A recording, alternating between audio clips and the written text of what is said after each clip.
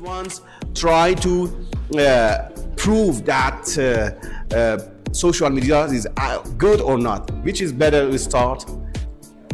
Yeah, thank you. Yeah, thank you. Hello, thank you. I wanted to start with saying that social media can be good if it's used in moderation. However, most of the time, people will not be using social media in moderation. For example, if the only thing that you're doing with social media is, like, for example, going on Discord and telling your friend, hey, what's the homework tomorrow? Or, like, do you want to, like, play this or something like that? Then that's fine. But for example, you could be using Instagram, you're just scrolling and then you find gore. You could be using Discord, you meet some 24-year-old Russian guy that makes dildos for a living. Or you could just be using Twitter, in which case you're just retarded anyways. This is only your mindset, or you know what I mean? Like, you could control all of these. You could go for like an hour, you could go watch Instagram for an hour, you could watch for half an hour, you could even not watch Instagram. It's all based on yours. It's not because of social media, you know what I mean? You could control all of these. So it doesn't mean that social media is not good. So, well, yeah, subjectively, if you have the will and if you have the control to, like, forbid yourself to spend that much time on social media, yeah, that is easy for yourself. But the question is whether if the masses, like a large population of a country, can control themselves, which is not the case. Many people are struggling with, like, addictions or other stuff, and social media makes it worse. And if you're meeting with people online, you can't really trust them.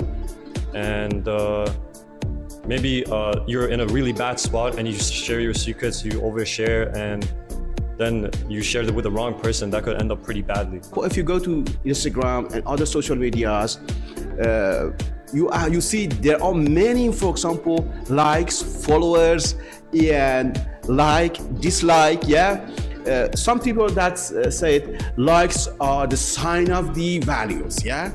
Some people that dislike, when they see the films or the clips, they dislike, for example, like these main questions: likes, followers, are they real values?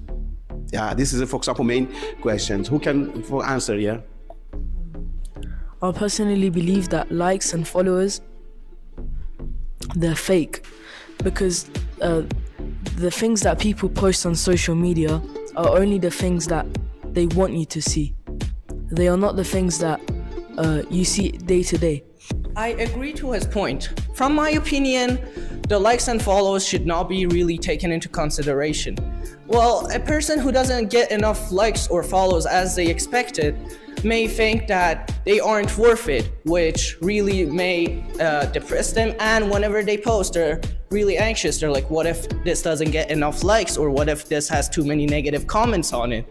It really takes quite the toll on people, and it makes them really sad when they do not meet their own expectations, which was set by false pretenses for people, since they saw big creators and they were like, oh, they agree with this person, I can probably do the same. And then they realized that no, that's not the case, and it basically adds a lot of permanent damage to that person's character, and for that reason it should not be taken into consideration.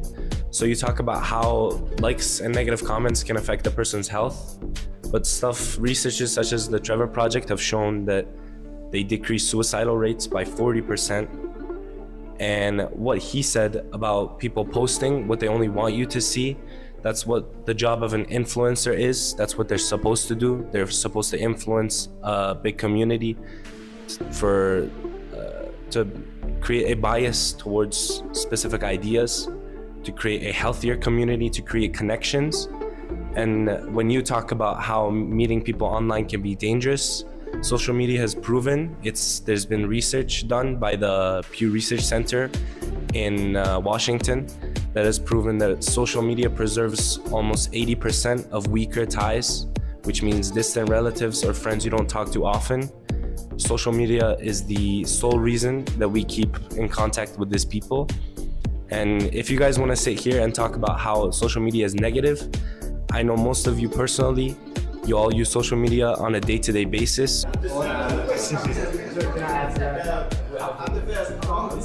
The training data usually used on AI comes from social media and the synthetic content on it. And whenever you talk to AI, you see this small but noticeable bit of bias that comes from the media on the training data, of course. And when we talk to it, it doesn't try to deny it. It says, yeah, I was trained on this. I agree this is right. And, I'm gonna twist your words. No, Israel didn't attack Iran. Iran first, nuked the UAE's oil pumps and stuff. And now Israel is coming to get revenge and save all the people like Superman. When we look at this, I believe that it is really biased, and since it's taking over our whole lives, it's now in support forums, etc., etc. It's taking over our whole, lives. By the way, I want to clarify, there's a difference between control and moderation. The lack of moderation causes it so people can say whatever they want without any consequences. Why wouldn't they sue it? There isn't any reason for them to be afraid of doing it. But at the same time, these likes aren't just a symbol of whether people like something or not. It shows the support that you can gather for something. For example, when raising awareness about George Floyd, the BLM movement, or here I have a few examples. Let's see, the Me Too movement. 85 countries saw measurable workplace changes. It's about women in workspaces being underpaid, unrecognized in workspaces. It shared awareness, and it forced countries and governments to help the women in the workforce. Black Lives Matter, of course, 26 million posts in 2 weeks during 2020. This isn't only about likes, it's what those likes stand for. This is a very important. People should be moderate social media or governments or governance or people like this. Who, for example, let's say this person. Yeah, first. The answer to this question, it can be that people working with government can make it very better, because in so many countries the only government has the power to do these things and they don't know what the people want actually.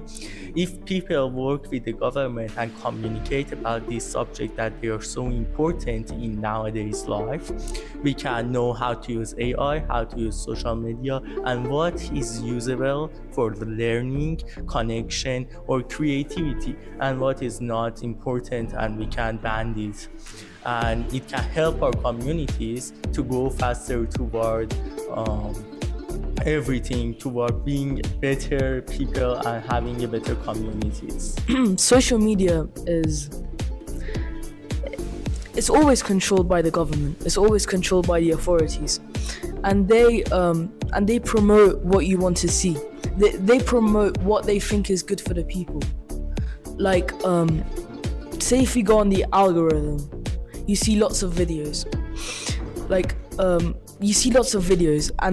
But I'm saying that the government and the companies behind these major platforms, they want you to think, believe, or act a certain way. And I think that social media, this is the one major problem with social media. It's not pure because it's controlled by the authorities, it's controlled by the major companies, and you're not even noticing it. Okay, social media is just another form of communication which will doubtlessly be affected and attempted to be controlled by the government, just like any other form of communication, such as before the internet, before social media, there used to be town halls, there used to be, places where people would meet. Then the government could still control the people much better, honestly. If there's some sort of movement going on, they can't share things, they can't share ideas over long distances, so they have to meet up. And the government can crack down on those meetups and just, arrest everyone there. But with social media, most people stay anonymous, and the government can't really track them really well and, avoid uprising. Some people, they're afraid of the social media. They try to prove that some social media, they try to spy on us. There are many evidence. There are a lot of, for example, there are in 2021 or 2022, this many years, in WhatsApp especially, the people agree that the owner of this platform, they try to spy and sell it for other countries. You agree with it or not? Well, I think that it is very clear that they do indeed spy on us, but personally, this might be a hot take. I personally do not believe social media taking your information to be that big of a problem. But however, in bigger countries such as the USA, it very much does take your information.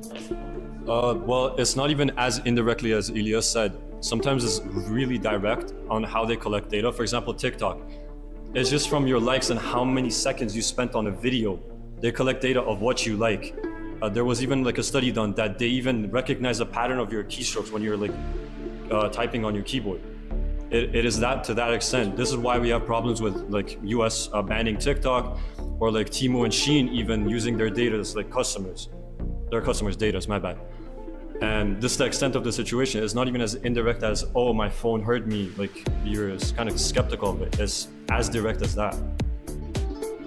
Internet censorship and moderation is good to a certain extent. Like, for example, in Iran, like, everything is censored. Every single website that has a different URL than IR is censored. I'm gonna get to that. And with a VPN, you can open that. You can just get that open. But a VPN also opens other stuff, like, you know, other 18+ stuff. And I think that's wrong, because people should be free to an extent, not to what the government wants. Just some guidelines, like on what to post, what not to post. Like they should, I believe that they should control it. The privacy issue is a regulatory issue and not a argument against social media's concept in itself. It's about the social media platforms misusing it. So unfortunately, our social media platforms are being infiltrated every day by anti-Islamic, extremists, by what I'd like to refer to them. And that causes public outbreaks, which then lead to protests, which then kinda cause people to get in the crossfire and get harmed in the middle of it. We did not ask for this. It's not the concept of social media, the concept of the internet that's flawed, it's the execution. And the whole entirety of the concept of social media is to create an open, free, and it's supposed to create a sort of space where you can express yourself freely.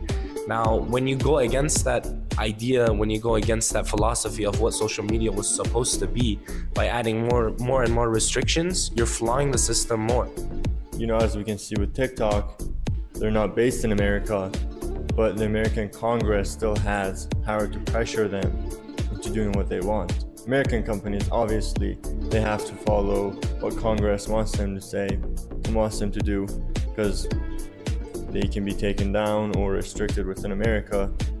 They'd lose their income, they'd lose their company. Same with foreigners. They would lose a huge amount of their users if the American government decides, oh, we're not going to allow this in America. And most of these companies and the organization, these corporates are partially, if not mostly, owned by certain government agents from certain different countries, mostly Western countries. But I don't think they fully control it. The reason why you say the West is controlling the media, because most of the social media companies are based in the West, and they're allocating more budgets into that, like, platforms, and using it as a psychological weapon against other countries, you could say. Even like, for example, China, they allocated so much resources and money into TikTok and created a like perfect formula to grabbing your attention. But the reason why we're saying the West is controlling the media is because they just have that higher ground already, and it's like based from before. They created the internet, so obviously they have an advantage. If we had the same thing going on in Iran and like, I don't know, the Eastern Asian countries, we would have the higher grounds. If, for example, there's a person who wants to say a racial slur, if they say it in real life, they'll get beat up over it. They might even go to jail in some countries. But if they say it on social media, literally nothing happens to them. Maybe they get banned, that's it. So about your argument, I believe that's what social media is meant to be. Social media is meant to be a place where people can freely, openly express ideas. And the reason they're so brave is because they're not judged. On social media, it's an open platform for people to express their opinions. And for you to be on the disagree side of social media and say that people feel brave on expressing their ideas is kind of contradictory of your initial statement of saying social media is bad. Thanks, students, because of the, for example, you're joining here to the first debate, studential debate. I don't know was good or not. You agree to be continue in future. Yeah, thank you.